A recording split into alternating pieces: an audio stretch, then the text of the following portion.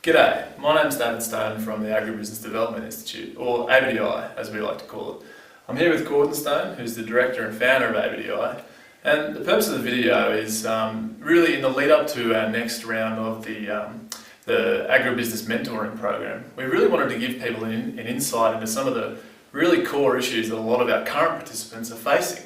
So one of those particular issues revolves around dealing with staff frustrations. I cannot tell you how many of our current participants have a big bee in their bonnet related to that. And really it's because not only are agribusiness owners dealing with their staff members, but they're also dealing with a multitude of contractors which they engage at various times of the year, and they're also dealing with family members as well, which as soon as you add family dynamics on top of a normal team dynamics, it introduces a whole new set of challenges which you have to deal with.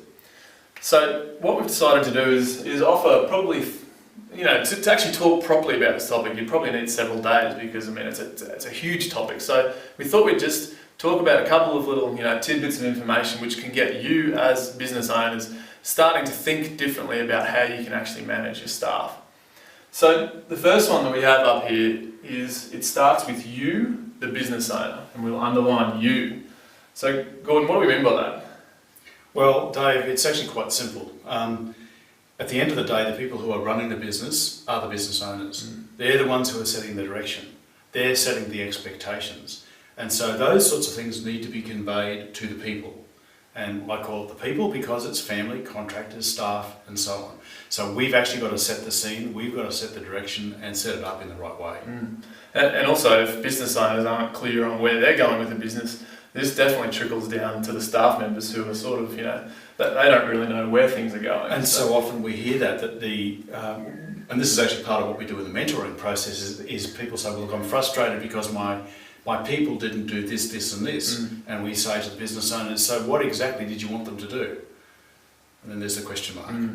Which that definitely leads into our second point here, which is actually managing performance. And again, I'll underline the word actually, because what we come across so often is business owners who, they recruit their staff members, they generally give them an idea of what they're supposed to be doing, and then it's a real, how you going sort of thing. It's a real hands-off approach of managing their staff. And then when they get a less than desirable outcome, they go, well, what's going on?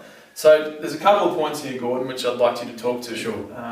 Well, Dave, look, to set this up, I actually have to say our desire and expectation for anyone in a high-performing business is to be able to take the hands-off approach. But in order to be able to take the hands-off approach, you've got to be very hands-on. That's why we're saying it starts with the business owner. And if you can go through this orderly process of saying it is actually focused on the performance that's required from the people to get our business where we want it to go. And if we're clear where we want it to go, we should be able to establish an organisational chart of what sort of people will be doing what sort of role to achieve the outcomes that we want and the end game that we want. And that may change over time. The second thing is, once we're clear about who we want to do what, we can then establish a job description, which defines that task. It defines the expectations. It defines the activities associated with who we want to do what. And then there's the golden oldie of KPIs, or key performance indicators. And for many business owners, they go, so it's all too frustrating. But the beauty of key performance indicators is that you can have an expectation of what task needs to be done. It can be defined here. And you can say to your people, are you prepared to sign up and help us get this job done? And if so, our expectations are this, this, this and this. Finally, when it comes down to the golden oldie of the performance review, which sometimes happens and sometimes doesn't, and our objective is it must happen because it's about satisfaction of the business owner and the satisfaction of the personnel. The review allows everybody to say, are things on track? And in our experience, so many people, whether it be family members, the business owners, or the staff or the contractors, get a buzz out of knowing that they've done things well. That's why, actually, in an orderly fashion, managing performance and having a structure or a system is critical. Sure. And so then we start to deal with the actual individuals themselves and the makeup of the team. And the third point here talks about different personality styles.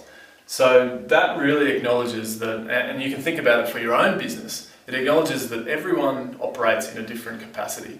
We have people that are big picture people and all they care about is, the next big thing, versus the people who need all of the detail down here before they can start making the next decision. Then you've also got people that, are a bit of a bull at a gate and they're very action orientated, they love doing things. And then you've got, on the other side of the equation, you've got people who like to take things in a more orderly and structured approach. And, often you'll end up getting to the same place, but people just do things in different ways. So, Gordon, did you have anything to say about the different personality styles? Absolutely, Dave. Because when you're thinking about this organisational chart and job description, it's really quite critical to think about the sort of person you want doing a task. So let's say you're in the beef industry. Do you want a person roaring around with your cattle, or do you want a fairly orderly, structured, quiet, organised person managing your cattle? The answer is quite simple. So, as Dave has said, you've got different personalities, the big picture people, but more, and detail people. But more to the point, there's actually another system that sits underneath that called behavioural styles, which is how do people react under certain circumstances. Because the bigger picture people sometimes react adversely if they're put into a setting where they actually have to discover and work with detail. And then you have the team behavioural profiles as well. So inevitably we need to have a group of people doing things, whether it's family, staff, contractors or whatever. So you need to actually understand how the personalities and behaviours work in that team setting. And so that also helps us with this kind of process here of understanding the sort of people required to do that task and as a team how it's all going to fit. Because really the objective of what we're trying to achieve here is a high performing team. To actually achieve the mantra of a high performing, self-managing, profitable and potentially saleable agribusiness. So the question is, if you're having issues with staff in your agribusiness and you're looking for support in managing them, either from business mentors or from other business owners who are going through the same thing, then jump on the website, have a look at the upcoming business mentoring programs that are coming up for ABDI. And any questions, please feel free to give us a shout. Thanks, Dave.